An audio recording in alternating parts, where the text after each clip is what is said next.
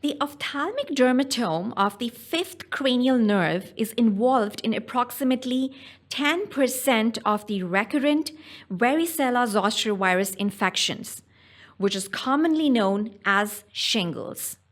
Ocular involvement manifests in the anterior uveitis, keratitis, that is the inflammation of the cornea, ocular perforation, that means we are basically perforating the cornea, or the retinal involvement is also seen in such patients.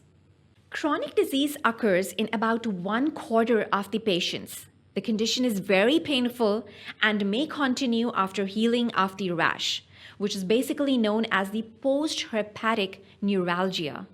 The diagnosis is based on a typical acute herpes zoster rash, usually on the forehead involving the eyelid or both, or on a characteristic history plus signs of the previous zoster rash.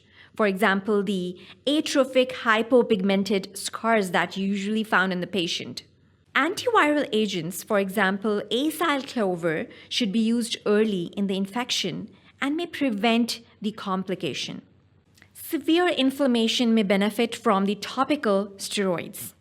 A live accentuated vaccine, that is weakened form of a germ that causes a disease, is inserted into the body to create immunity against it and is available for the varicella zoster virus infections to prevent the primary infection.